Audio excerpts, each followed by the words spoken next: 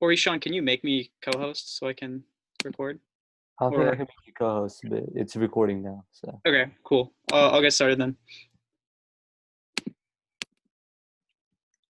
Okay, so today the office hours is going to be about CrossX or Crossfire.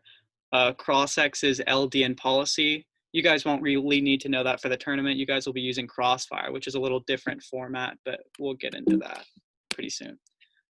Okay, so what is Crossfire? A 3-minute period after the constructive speeches and summary speeches where you can ask your opponents questions regarding their arguments.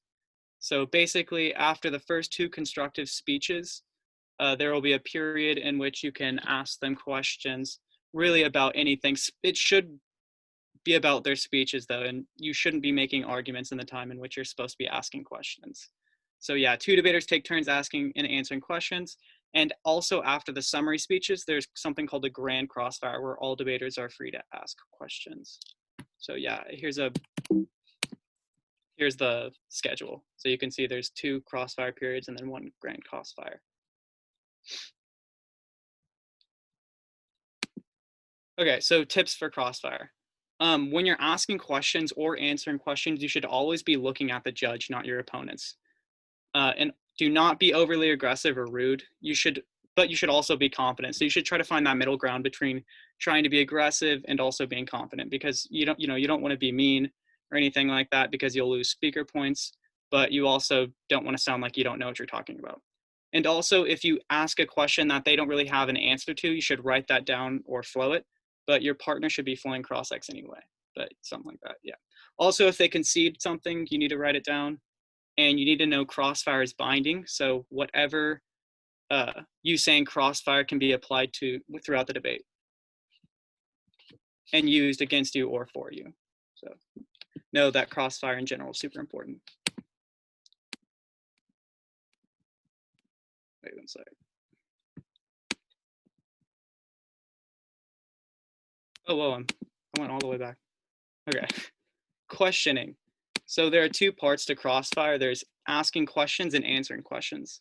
The first part is asking questions. So there's a variety of different questions you should ask, but most importantly, if you miss anything on the flow or you don't understand something, you need to ask them what it means or ask them to read off their warrants. For instance, like if you missed some warrants that somebody read for an argument, you can literally ask, what were the warrants for this argument? And they'll probably give it to you, most likely. Also, if they make an argument that you don't quite understand, you can ask them to explain it to you, and they'd love to do that, because it means that they're not going to get those pointed questions that may hurt them. So yeah, make sure to ask them for clarification if you don't understand something. Also, but mainly in CrossX, your main initiative when asking questions is to get them to concede links for your arguments. So you should be asking pointed questions that could get your opponents to admit or concede something. Also, you need to attack any weak or bad evidence by asking. Again, in Crossfire, you're not going to be making any arguments. You specifically should be asking questions. So if they had bad evidence, instead of saying you have bad evidence, you shouldn't evaluate this in the debate.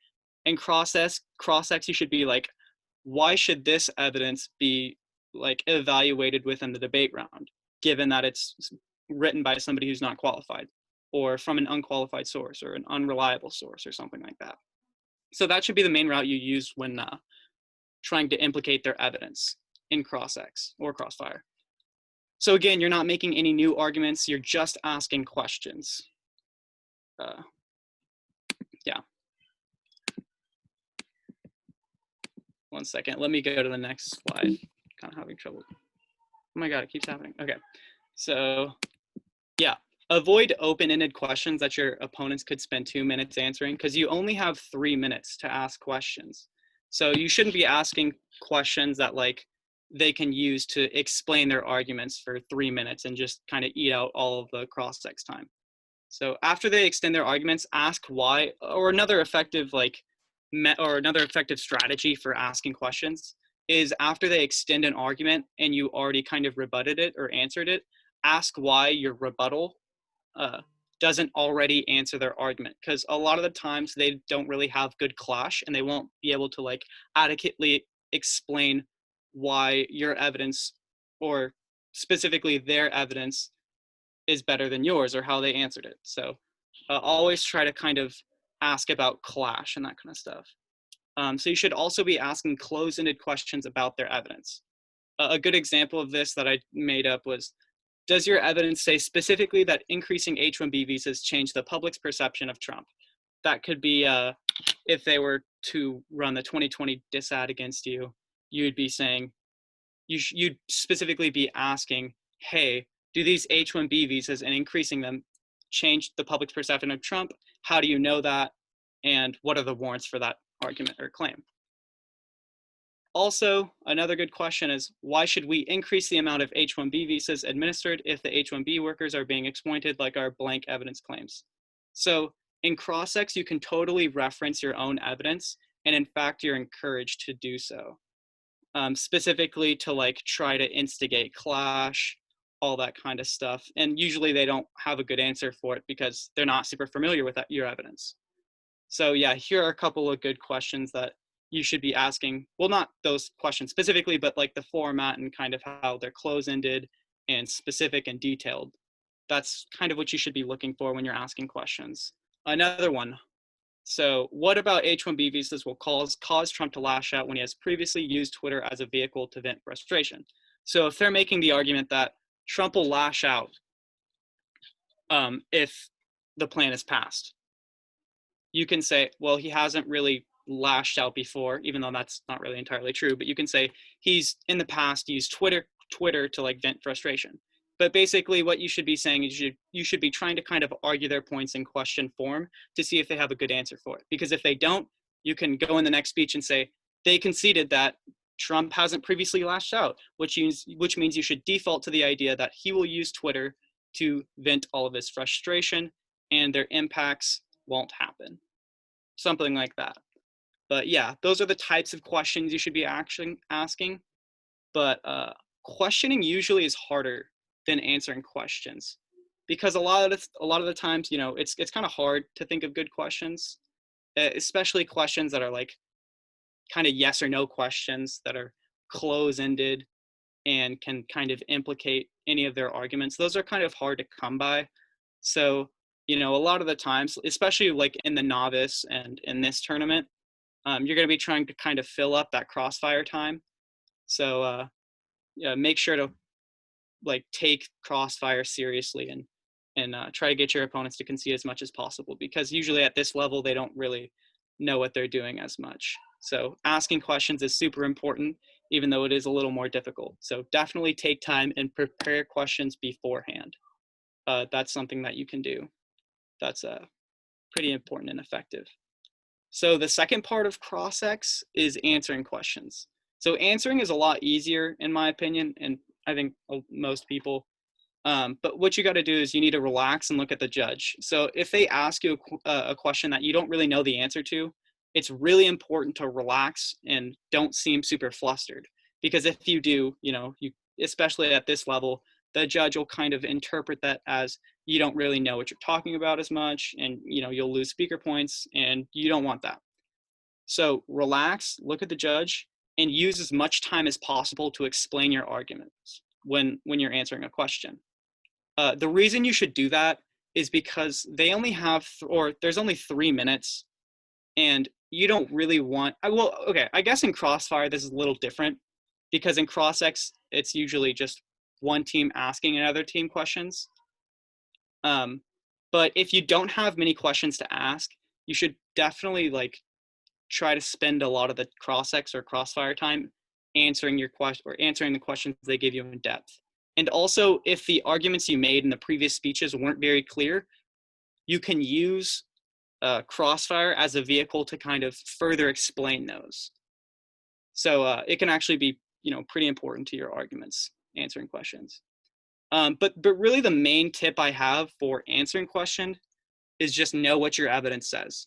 Because if you know what your evidence says and you know where it's located, it's super easy to answer questions. Because, you know, if they ask you like, what are the warrants for this card? You know, you can just answer it pretty quickly. What does that mean in the context of the debate? You know, you can answer it, all that kind of stuff. So really knowing your arguments is probably the most important part of answering questions in cross-ex. Because if you don't know what you're doing, the odds are they're going to ask you a question, you won't really know how to answer it, and you'll just kind of be silent. And you do not want that. always try to answer the question. Even if you don't really know the answer, you can kind of just make something up on the spot. Like if you have no idea at all, you can kind of make something up on the spot. It's better than just being silent, because in debate, if you do not say anything, your opponents can consider it a concession, which means basically whatever they say isn't contended at all, and it makes it true. So yeah, always answer the question. And it also, if you have a weak answer, you can always try to kind of pivot off of that to a related issue. It's something that a lot of politicians do. Uh, I'm sure you've seen, interviews with presidents and politicians where they don't quite directly answer the question, but at the end of the day, it doesn't matter as much because they at least gave an answer and they kind of explain the arguments that they're a little more familiar with their answer. So that's a tactic you could do if you don't really have an answer to a question. But also something to note, if someone is trying to set you up for a concession, if somebody's trying to like get you to admit something that you don't want to, for instance, if they ask, how will H-1B visas, here, let me think of something, like we'll just do the base disad or the base argument, which is basically saying that Trump's base, wait, what is the base disad? Trump's base will lash out, whatever. Well, I'll do a different example. Trump lashes out, and basically Trump lashes out because his base would get pissed off. So to distract his base, he declares Oh, war yeah. on them. So basically, the argument is that passing a pro-immigration policy, like increasing H-1B visas, will anger Trump's base, who are usually conservative and like harsh immigration stances.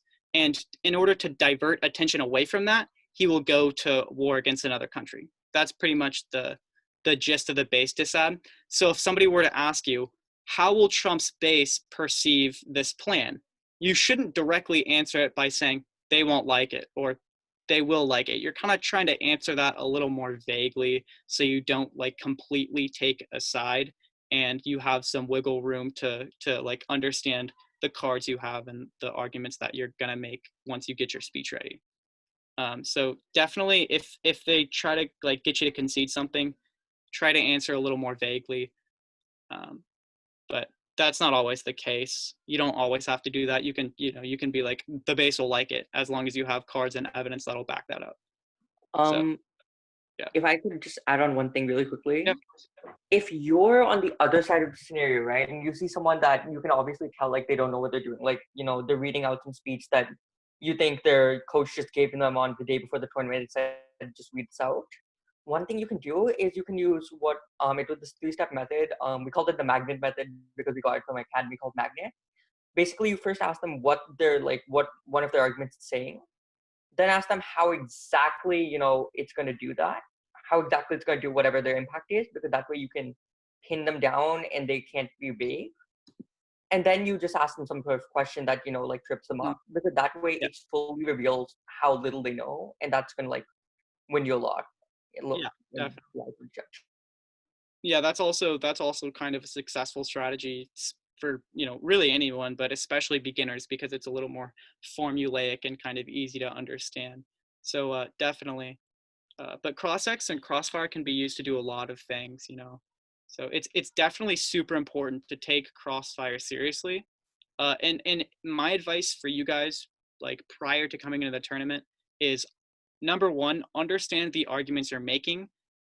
Insofar as it'll help your ability to answer questions so much more. Like I think in my first tournament, I on the immigration topic, I ran an AF that I really didn't know much about, and in Cross-X it was just embarrassing because they were asking me simple questions about clarification and I had trouble answering that. So you don't want to be that person. So definitely know what you're talking about, know the arguments you're making, and know why they're being made. That's my main tip for answering.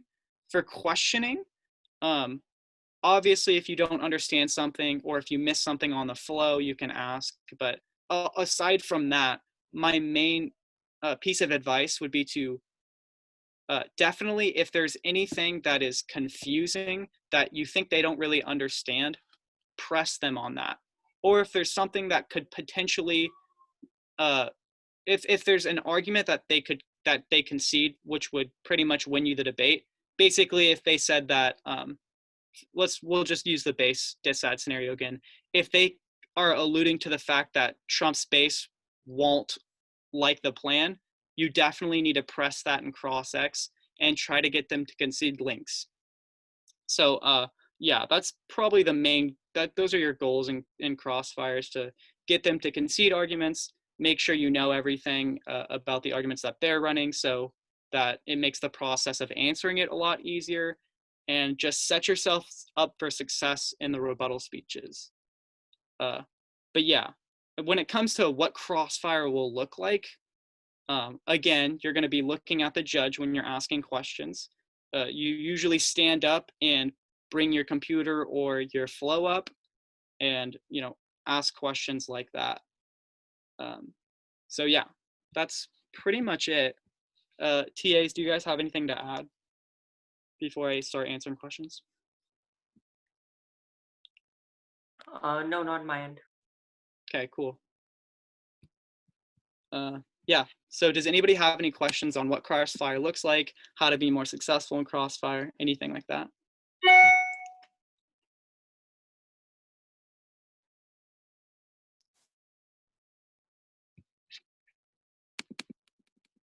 Nobody? Okay. So just quick review before we end. Again, you have 3 minutes in Crossfire, and there's 2 debaters that go up to the podium or wherever. It's usually just a desk. They stand up, look at the judge, and take turn asking each other questions. So that's kind of what it should look like. Here is the schedule for like the round kind of. This is what inside the round looks like. So the first team, which is usually, actually, I think it depends for public forum. I think you flip a coin. So the first team goes first, and then second team, and then there's Crossfire, and then first team, second team, Crossfire again, first team, second team, Crossfire again, and that's it. So there's going to be 9 minutes of questioning in total. And about Grand Crossfire, everybody can ask questions and answer questions. So you won't be up there alone. It's a lot easier. Again, look at the judge. And it's super, super important to not be overly aggressive or rude, but still be confident. If you don't have a good answer, still be confident and just kind of talk about the stuff you're a little more familiar with. Try to like bend it to the stuff that you're familiar with, if that makes sense. Yeah, and if they don't give good answers or they don't give an answer at all, make sure to write that down and circle it on your flow so that you can bring it up in the next debate or in the next speech and consider it a concession. For instance, if you ask somebody, why is Trump bad? And they don't answer that, you can say, our opponents conceded that there is nothing wrong with President Trump. You can say that. That's, something you can do. Again, if they concede something, write it down and make sure you are very careful when answering Crossfire questions because, they can definitely shape the course of the debate. So yeah. Anybody, any questions at all? Anything?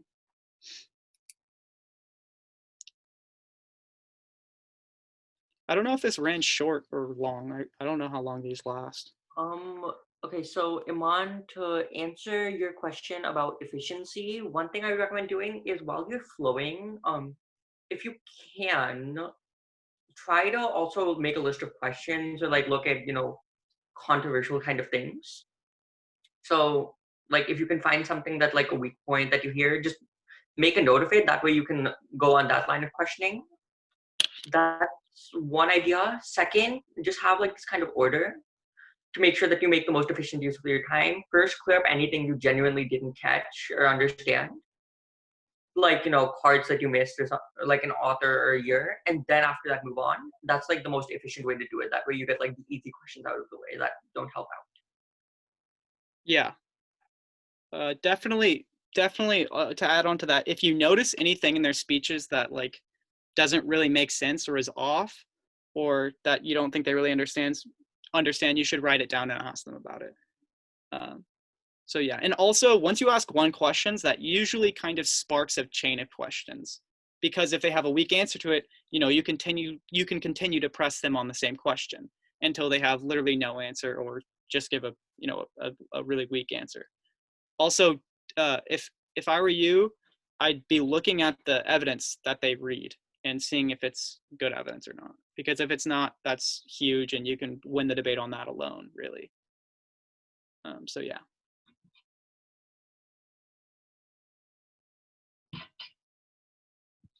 Of course.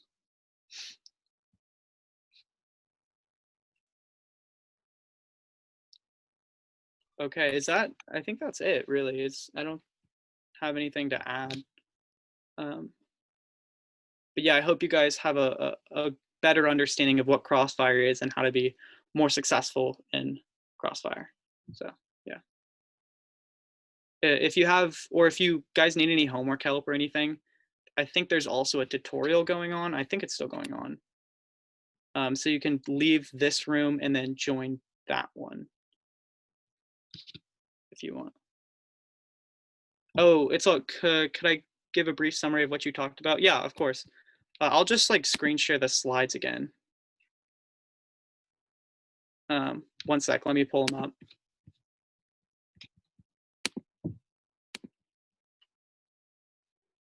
I can go over it with you real quick.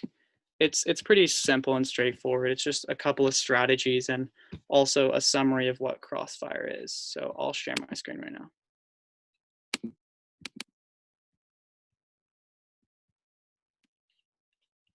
Okay, so you guys will be using Crossfire since you're kind of doing that public forum style of debate.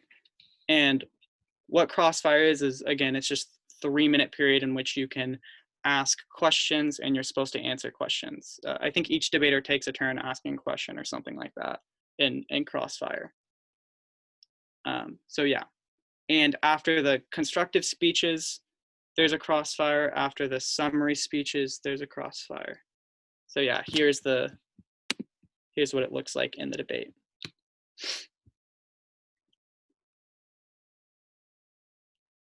And then we went over some tips for Crossfire. So a super huge thing that you need to do is look at the judge and do not be aggressive or rude. Because if you're doing that, most likely you're going to have your speaker points, which speaker points basically are how well you performed like orally in the round and kind of how good you were overall in the round. Both giving speeches and like being, polite and all that stuff. It's kind of arbitrary speaker points, but it kind of helps decide if you get awards or not at the end of the tournament. So it's definitely important not to be rude, but also to be confident. If you ask them a question and they don't give a good answer, write it down on your flow so that you can press them on it in later speeches. Know that Crossfire is binding, which means that whatever you say in Crossfire can be used by your opponents in the other speeches, and that's totally fine because what Crossfire is technically a speech. So yeah. Questioning is a little harder than answering questions, but the main things we went over are if you have any like doubts or you're kind of confused or you miss something on your flow, you can definitely ask them to clarify it and they can do so. And if you're confused, you can ask them to explain what it means and they can do so. So yeah. Also, you should be asking pointed questions that could get your opponents to admit or concede something. And we'll go over a couple examples of what those will look like in the next slide. So there's more on that in the next slide, but moving on, you should attack any weak or bad evidence that they use. So if they use cards that are super outdated or by an unqualified author or that aren't cited correctly, which I forgot to mention when we went over it first, but if they don't cite a card correctly, you can definitely like press them on that. And that's actually considered an ethics violation if they like put a different link or something on there. So you can definitely ask them about that. And something to note is that you're not making new arguments in Crossfire. You're only asking questions. So there should be no statements. It should be just pointed questions. Yeah.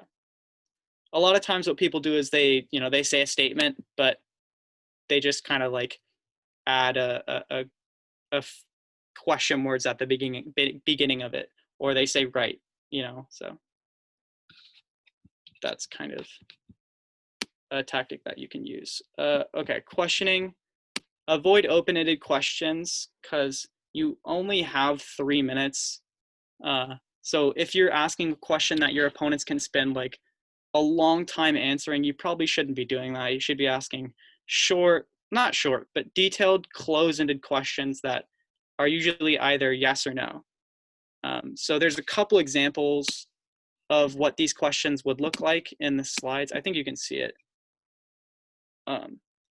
So yeah, one example would be, does your evidence specifically say that increasing H-1B visas change the public's perception of Trump? That's kind of a yes or no answer, because if it's yes, they say, yes, our blank evidence specifically says, and then they'd quote it.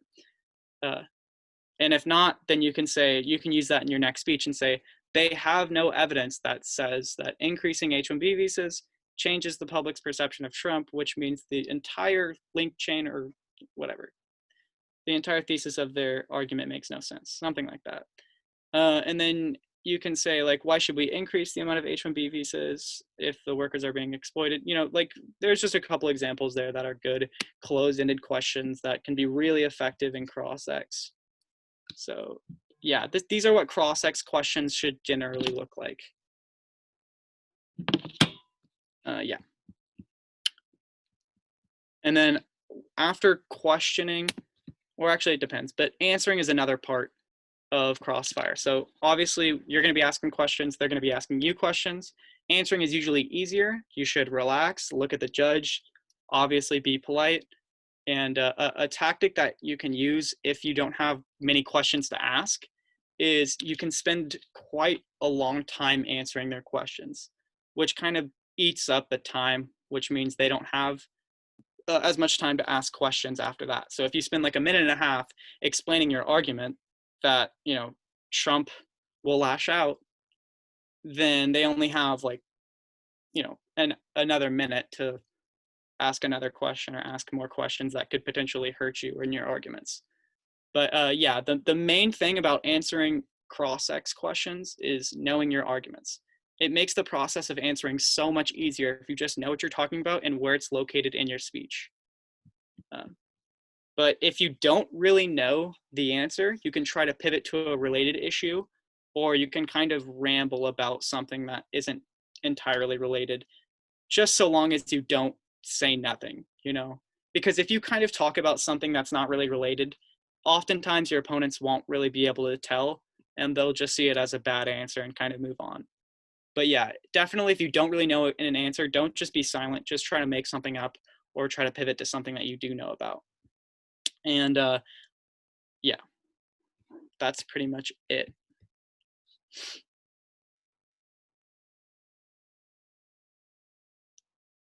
I'll stop the screen share. Do you have any questions?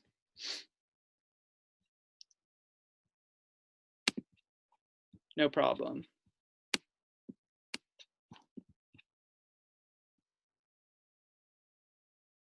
Okay, I think that's it. So I think you all can return to the main room if you'd like. Yeah, and also if you need any help with your homework assignments or anything, you can go to tutorial.